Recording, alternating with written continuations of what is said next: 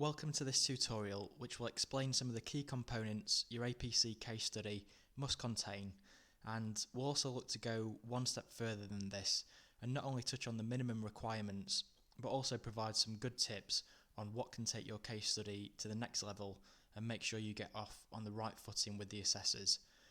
Remember, the case study is something that you will present during your final assessment interview. If you do a good job on this, you're off to a really good start and you'll have made a really good first impression on the interview panel. So I really ask my colleagues and candidates to give this their all and make a really good impression on the assessors. Having helped a number of candidates with the case study over the last few years, I've experienced firsthand what goes into making a case study a really good example, and I've also helped candidates avoid some of the common mistakes. For example, one of the most basic criteria is sticking to the 3,000 word count, and the RICS do reserve the right to cancel your interview if you do exceed this. So this is something that is a very simple example of a criteria that is easy to achieve, but not all candidates are aware of this. So we'll take a look at some of the minimum requirements, how to make your case study a really good example, and we'll do this by looking at some real life examples which are available to download in the link in the description. These can be used as templates to build your own case study around to the right format and the correct headings. We'll also be posting weekly tutorials packed with APC support for APC candidates, including mock interview, questions and answers. So please keep in touch by subscribing to this channel and posting any questions you have in the comments section.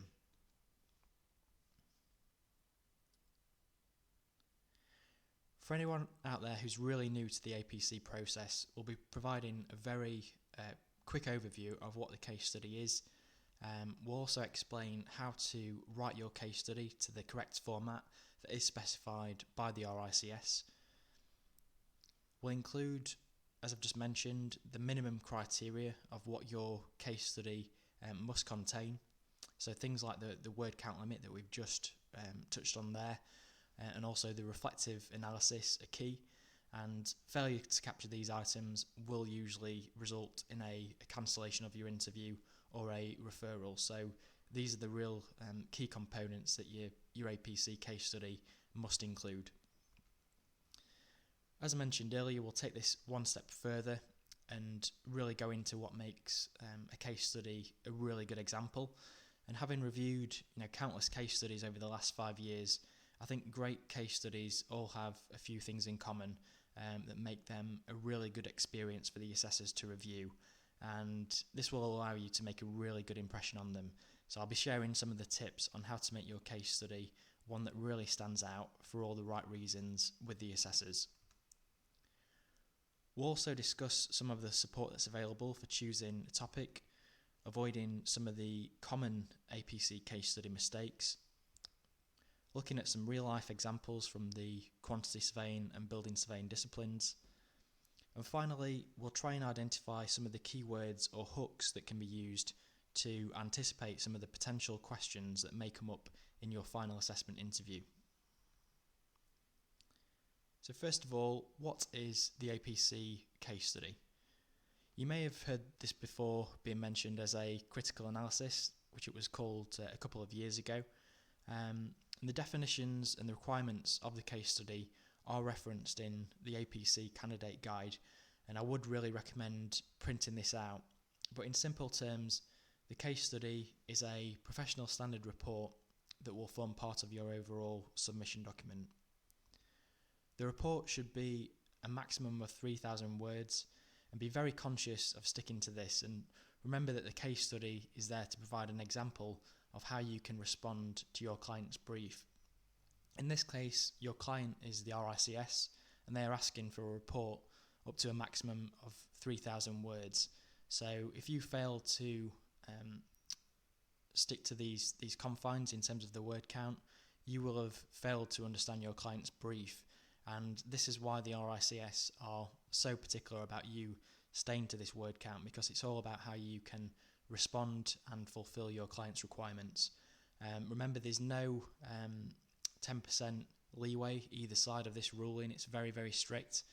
As I said earlier, the RICS can reserve the right to cancel your interview if you exceed this. So if there's one lesson that you can take away from this tutorial, it's please definitely don't exceed the word count. The APC case study must be based on a project that you have worked on inside the past 2 years of your submission date. Again, the RICS are very particular about this, so please make sure that you pick a project that you've worked on at least 2 years inside of your submission date. It must provide a critical appraisal of the project together with an outline of your learning outcomes. I see a lot of candidates fall into this mistake of providing a technical description of the project, and this is really not what the case study is. This is more about how you have demonstrated your own learning outcomes and about how you've developed as a professional. So yes, it should contain some technical description of the project, but this is a very small part of what the case study is all about. So it's really there to demonstrate how you've developed and how you've learned as a professional. The case study must be relevant to your chosen pathway, so this is really there to supplement your evidence and your experience in achieving each of the competencies that are relevant to your chosen pathway. So always be really careful to stick to these pathway requirements in the examples that you provide in your case study. There are no strict guidelines on project value or project complexity. It may have been a really complex instruction on a large-scale project, or it may have been something that's more straightforward. You're not expected to be running the project all under your own steam, but you must outline your involvement in the project and your role in the team. And I would advise on straying away from trying to overplay experience or involvement. The RICS are merely wanting to make sure that you're a safe pair of hands. They're not expecting you to go in there and be operating at a really senior level by any means. It's just to really demonstrate that you've achieved the competencies that are set out. So be really conscious not to try and overplay experience or involvement, as you may get found out in the final assessment, and be really careful to try and stick to the pathway requirements and the competencies that are part of your chosen pathway.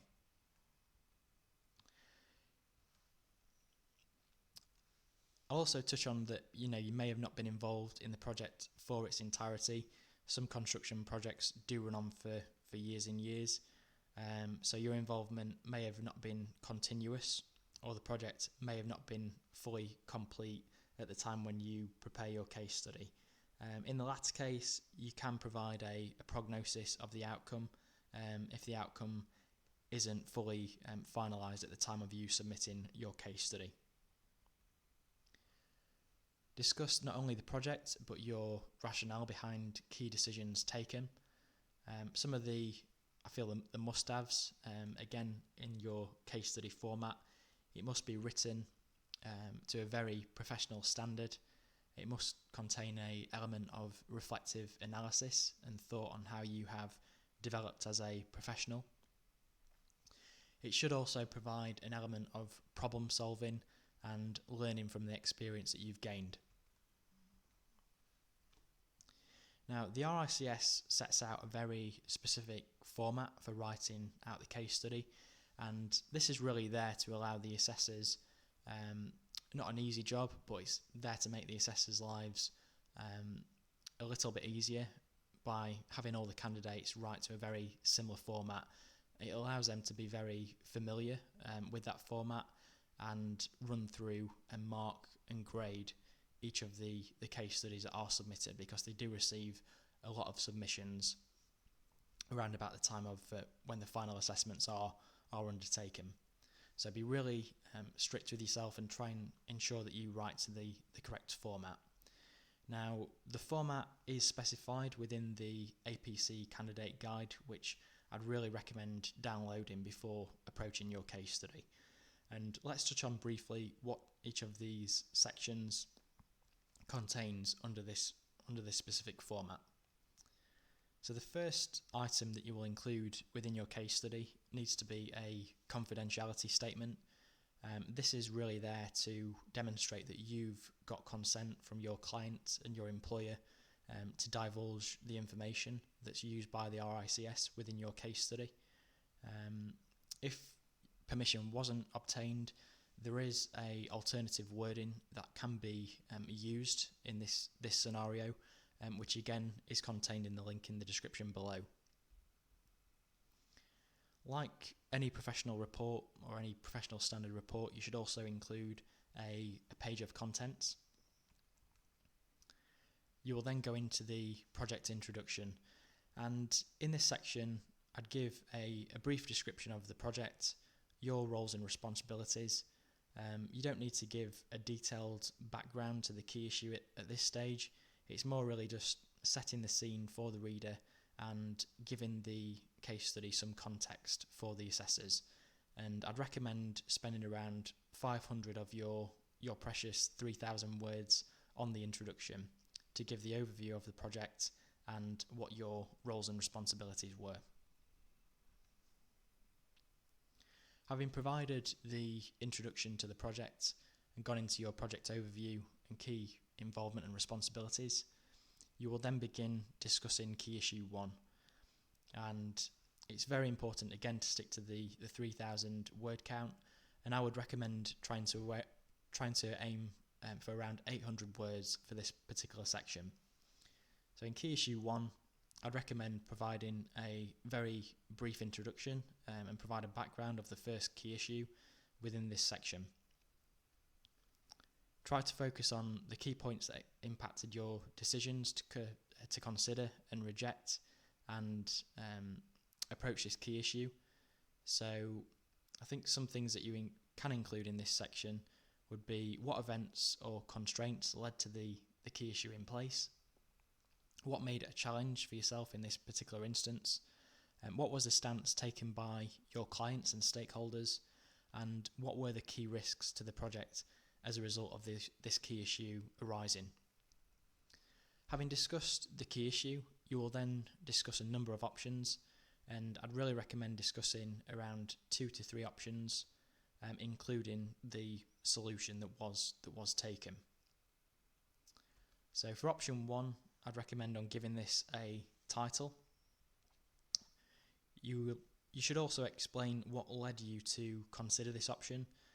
Did you feel it was, why was it a realistic option that you put forward? What methodology did you use to analyse its suitability?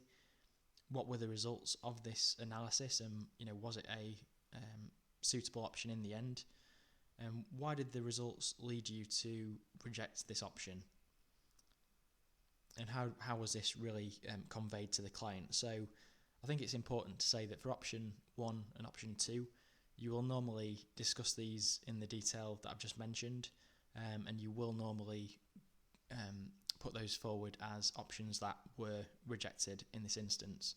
And then when you go on to option 3, you will repeat that same format. So again, what led you to consider this option? Was it realistic? What methodology did you use to analyse its suitability? And your reasoning behind why it was the best option and why you recommended it to your client. Following the options appraisal, you will then discuss the outcome.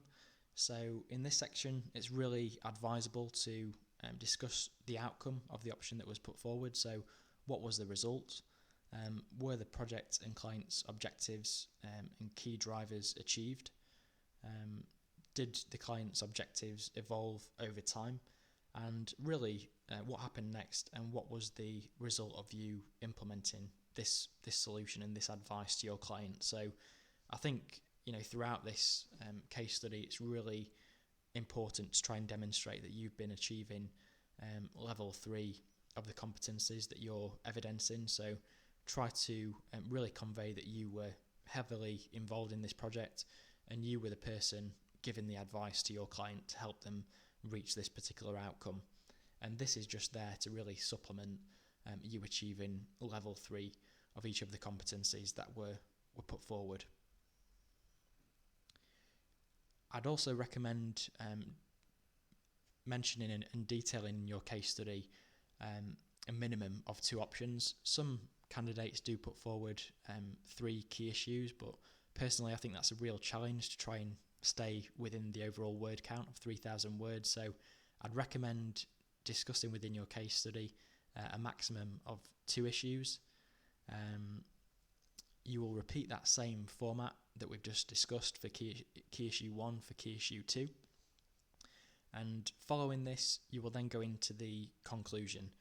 So this is really the reflective analysis part of the case study, and this is really what the case study is all about. It's one of the key components about how you've developed professionally and developed yourself and your knowledge.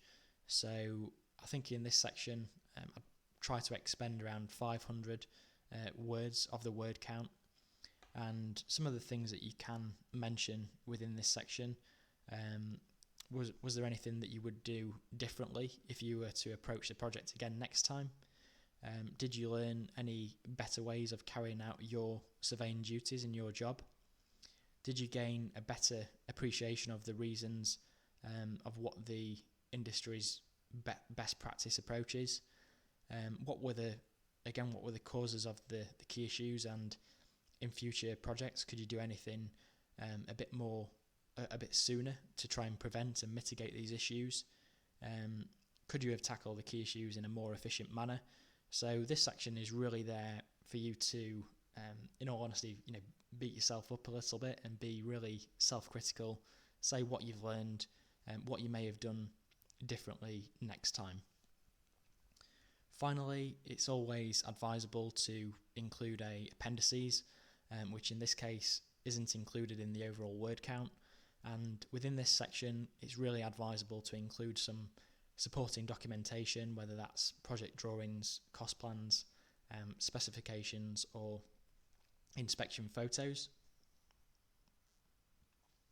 As I mentioned earlier, all of the correct formatting and a full description of the case study is included within the candidate guide, which I'll just open up now briefly. So if we bring up the candidate guide, we can see a clear description of what the case study requirements are, and again, it does give you the format that's just been discussed.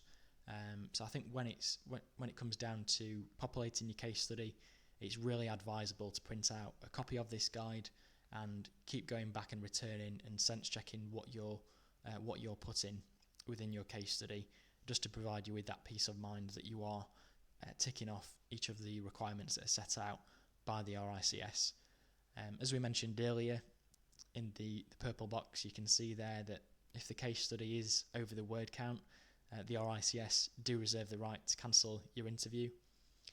It also puts a big importance on the case study falling within inside 24 months of your submission date.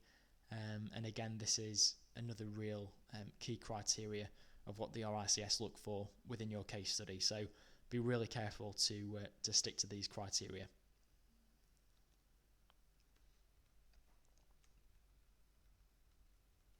So I'll move on to the next slide. And these are really the minimum requirements of things that I think the RICS APC case study must include. So again, to labour the point, we've already mentioned the 3,000 word count, which just must not be exceeded under any circumstances. The second criteria that I think I'd really class as being a must-have for any APC case study is that it must provide evidence of you achieving the competencies that are specific to your pathway. So really try to have your pathway competencies by your side at the time you write out your case study, and you really should be trying to evidence that you've addressed as many of these competencies within this case study as possible. Stick to the writing format and headings asked for by the RICS within the candidate guide. As I mentioned earlier, this is really there to try and make it a good experience for the assessors and make their life as easy as possible, as they do receive a lot of submissions and case studies, and it's really there to provide them with a familiar format that they can get to grips with quickly. If you do stray out of this format, you really run the risk of not not appealing to the assessors, and they may give you a hard time because of this. So try and be really conscious to stick to the correct format advised by the RICS. Another key must-have, so item 4, is the confidentiality statement. I think this one is really key, especially with GDPR regulations in place now.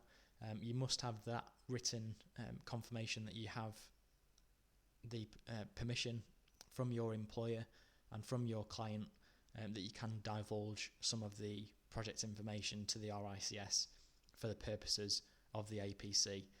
I've never really heard of candidates have too much of a problem with this, but in the event that the client or your employee doesn't give permission, there are alternative wording that you can use, and I'll include this in the link in the description below in case that is an issue. Item 5, so the APC must include an element of reflective analysis. I see a lot of candidates go down the road of providing more of a technical description of the project, and this really isn't what the APC is designed to do. It's more about how you've developed as a professional and how you've learned better ways of working and recognised the importance of really being modest and self-critical and always being open to better ways of working, which really ties into the RICS's criteria of lifelong learning and commitment to professional development. So this is really, really an important section of the case study. So really try to avoid being more of a technical description of the project and really try to demonstrate what you've learned. And I think the conclusion section of the case study is where this element should be contained. And as I say, I think you should dedicate no less than 500 words to this particular section. The APC case study should be a professional standard report with really excellent formatting. As a minimum, you should have a table of contents. You may also want to include a small list of abbreviations if you are referring to a lot of acronyms and abbreviations within your case study. It's really advisable to include this just after the page of contents, so you may also want to include that list of abbreviations, and just really try to do a really good job on the formatting of the report. I have reviewed and received case studies from APC candidates that don't look too great in terms of formatting, and this is just something that is so simple to achieve, and it will allow you to make a really good impression on the assessors. As I mentioned earlier, be really conscious to avoid providing a mere technical description of the project.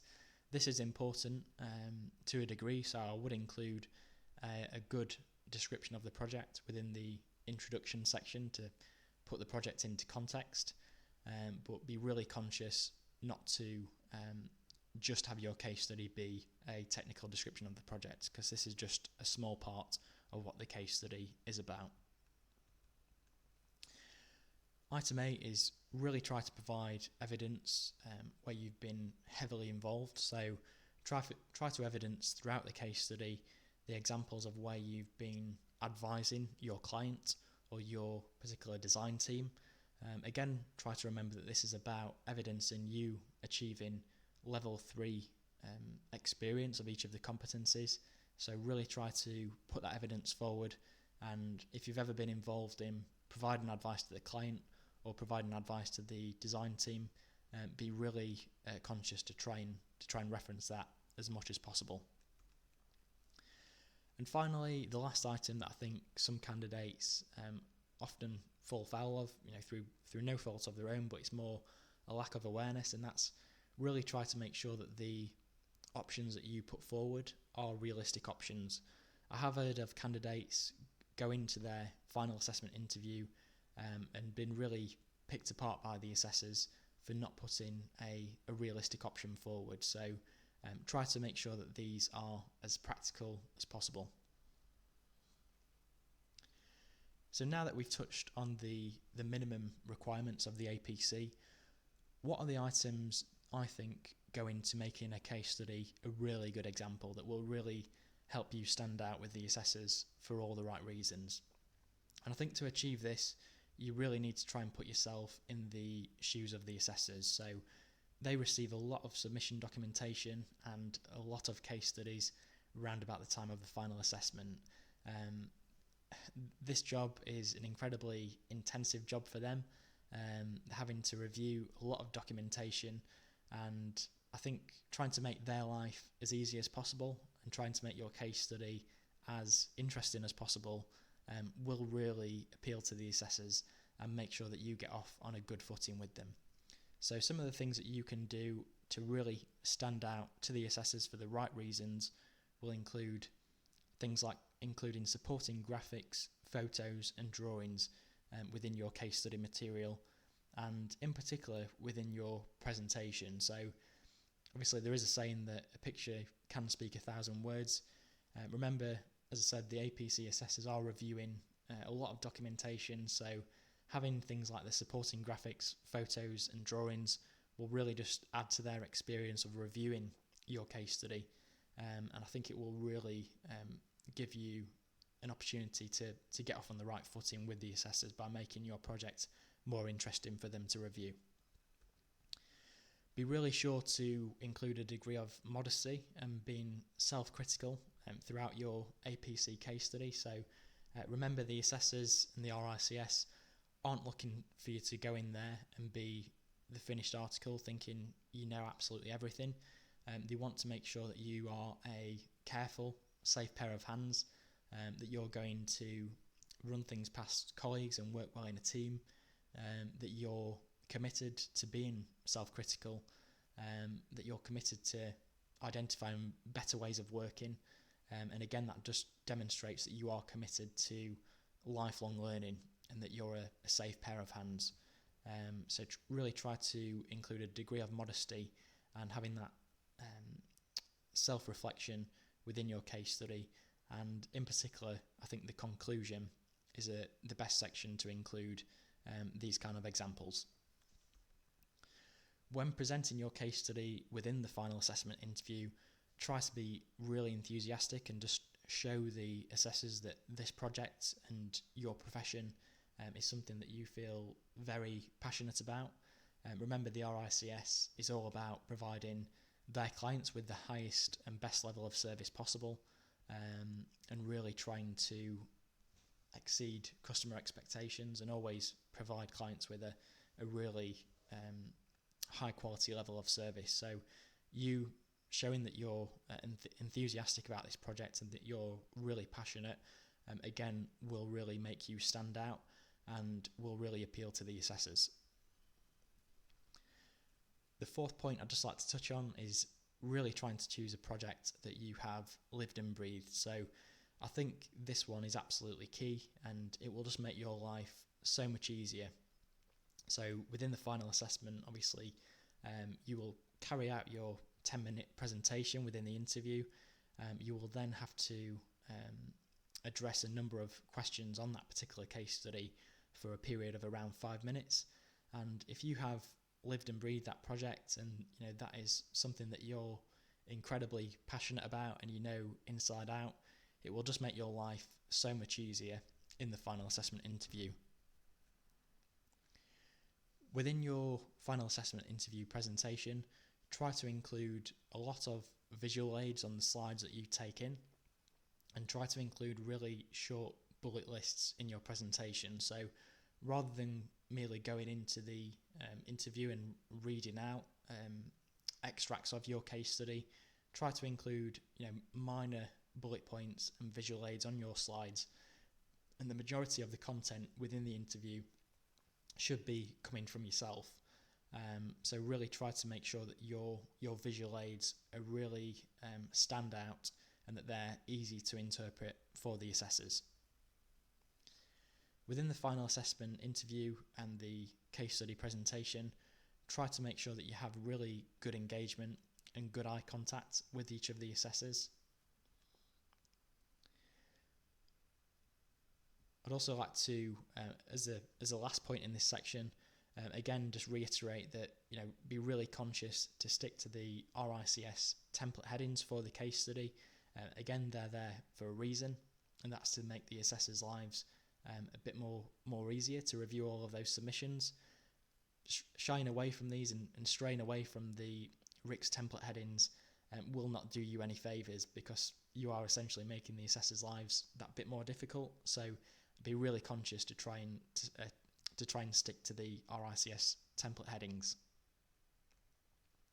And finally, really try to show the assessors that this is your passion. This is a project that you really, really care about.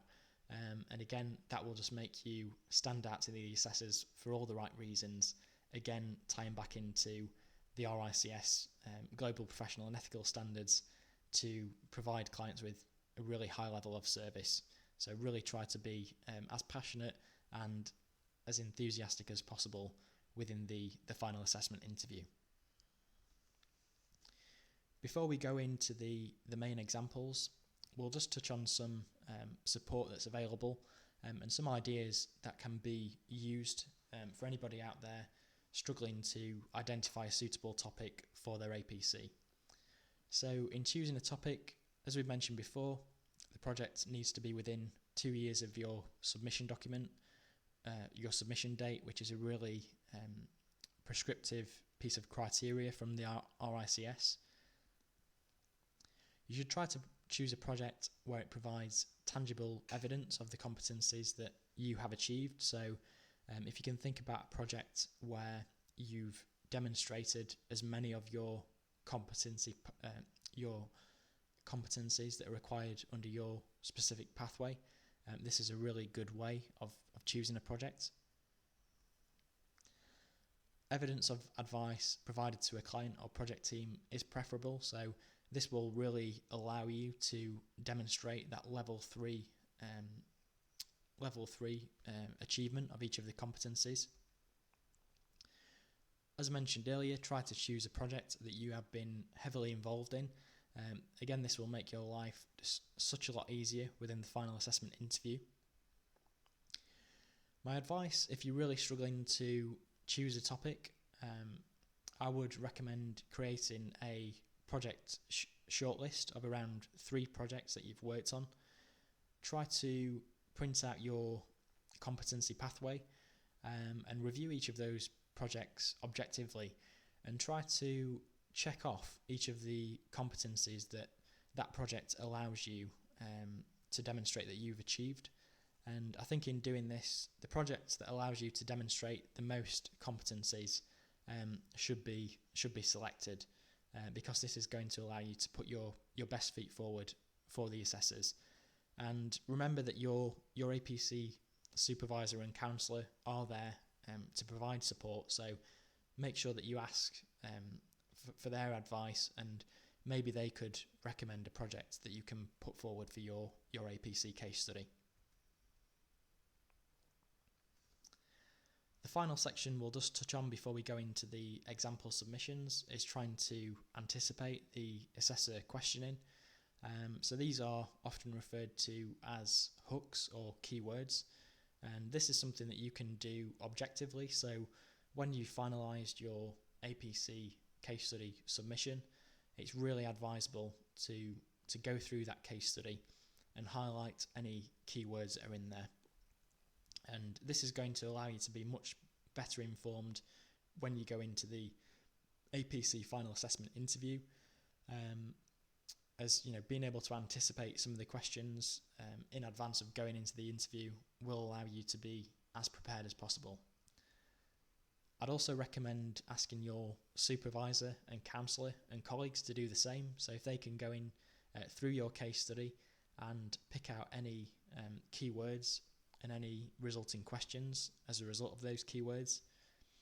An example of this is if you refer to a JCT minor works contract within your case study introduction, you may get questions on why the JCT minor works was recommended, what is the difference between a JCT minor works and intermediate contract. So without further ado, let's take a look at the quantity surveying example case study submission. Within this section, again, we'll look at the correct formatting, why I think this is a good example of a case study. And again, we'll try and go through this objectively to review any keywords and any hooks for potential interview questions.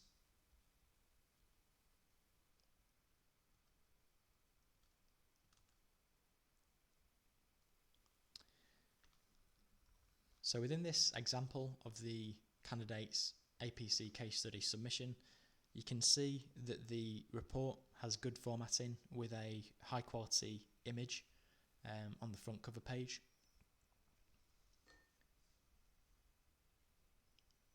As I've said, the case study is clearly well formatted and well set out.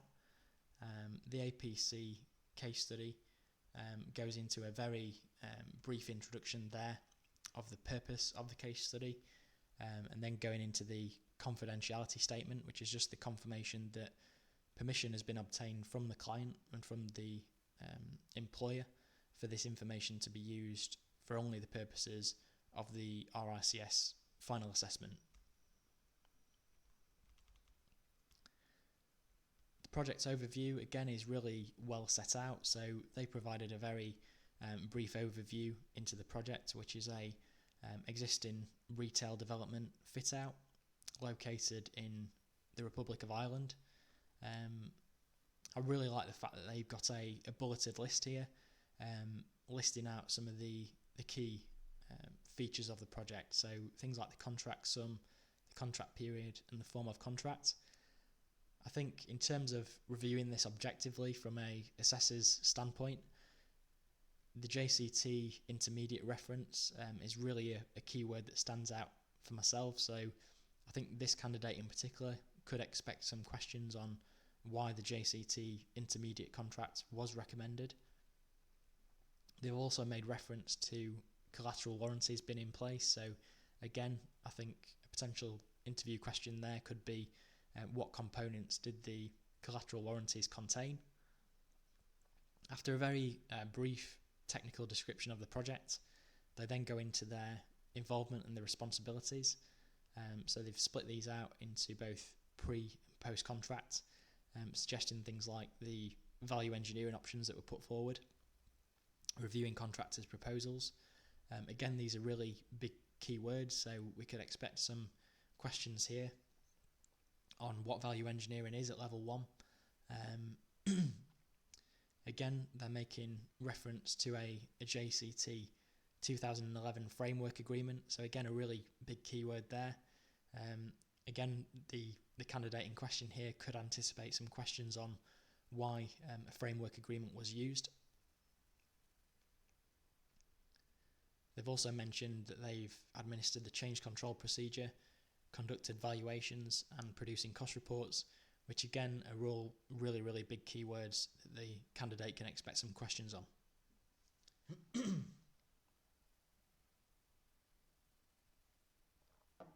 After a very brief introduction and background to the project and their roles and responsibilities, the candidate goes into a introduction of key issue 1. So this really is just setting the scene, and they've said that in this case the key issue is that tenders received for fire sprinkler and fire detection were received over budget. They've given a really helpful tabular format of this, so they've said what the original budget is based on, the values of the tenders that were received, and the subsequent overspend. So again, it makes it really easy for the assessors to get to grips with the key issue that's in question.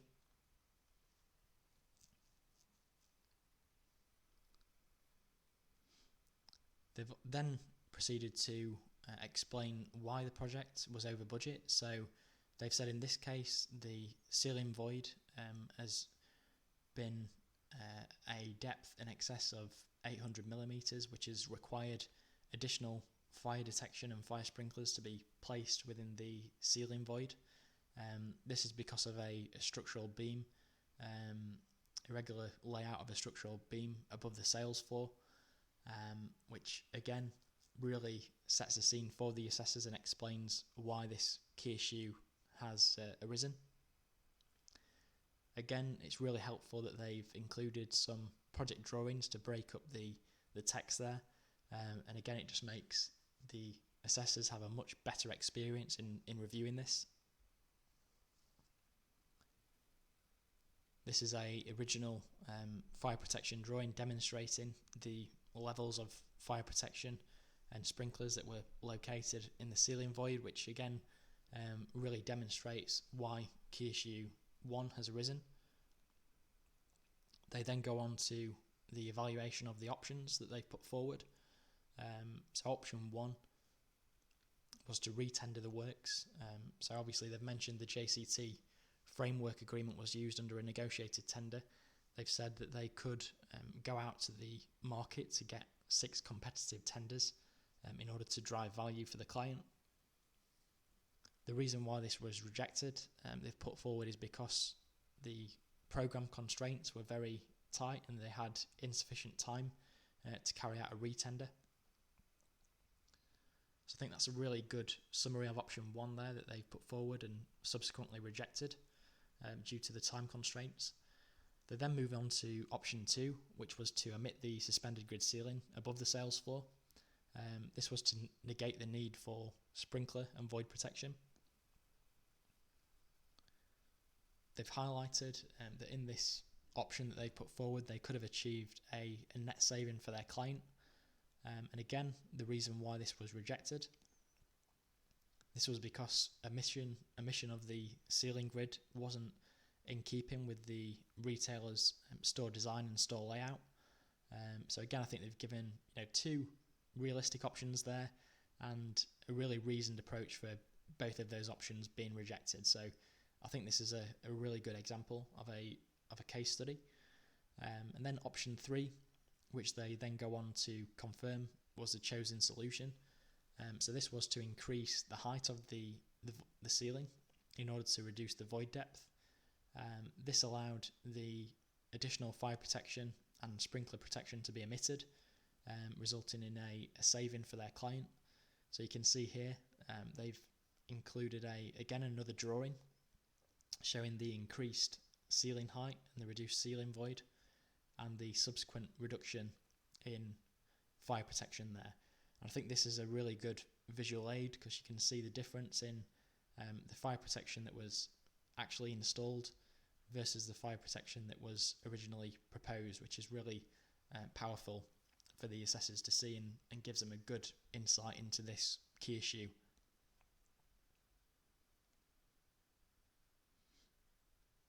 Having run through the options appraisal, they then confirmed that option for increasing the ceiling height was taken, and they then go into a conclusion which is explaining the outcome for their client, which in this case was to generate a saving. Having explained the outcome for key issue 1, they then go into key issue 2, which I won't cover in this case. I'll skip through key issue 2 because I think we've demonstrated here the correct format that can be used for the case study. I'll instead go down to the overall reflective analysis section, which, as we've mentioned, is a key section that's needed for the APC case study. And again, this is really explaining what the candidate could have done differently, why the problem arose in the first place, and it's really just there to be, again, demonstrating to the assessors that you are self-critical and that you are committed to trying to self-improve and develop professionally in order to provide the best possible advice to your clients, which is a key criteria of the RICS. So in this case, they're saying that a initial inspection was carried out incorrectly. They're saying that the inspection could have been carried out in much more depth. They've said, again, if additional time had been allocated to the tendering process, they could have gone down the competitive tendering route. So I think they've given a really good example there of what went wrong and what could have been differently. And then in section 7, they've really reflected on their lessons learned, which again is realising the importance of undertaking in-depth site surveys. in being really, really thorough within this process. So I think that is a good example of a case study, how to achieve the correct written format that's specified by the RICS. I think that's a really good example of a case study because it does include a lot of graphics, a lot of useful photos, and again we've also touched there on some of the key words that were populated throughout the case study, and how that can be reviewed objectively in order to anticipate a level of questions that the APC assessors may raise within the final assessment interview. Finally, we'll touch on some of the sections that you can present within your final assessment interview. I often hear candidates say that my presentation is only going to last for 10 minutes. I'm really struggling to extract out from my case study elements of the case study to stay within that time frame. So the elements that I would recommend presenting within the final assessment interview would be a brief introduction to the project, lasting no more than 1 minute. And again, this should really just set the scene for the project in terms of where it was based, who your client was, the background to the project in terms of value, and really just put the project into context. You can then go in to explain your own involvement and responsibilities and the services that you provided for your client, which again I'd spend another minute explaining your particular involvement. I would then go into key issue 1. I would touch on the issue for again no more than the 1 minute. I would then only reference the option that was chosen and why. I wouldn't really at this stage discuss the options that weren't put forward, as you are really up against it from a time standpoint. So I'd probably recommend just discussing the option chosen and why. I'd then repeat that same format for key issue 2, again spending no more than 1 minute on each of those sections. And in the conclusion, I'd recommend just touching on the outcome. So was the project successful in the end? And then spend the final minute touching on your self-reflection and your critical analysis of what you could have done differently, what you learned from the project.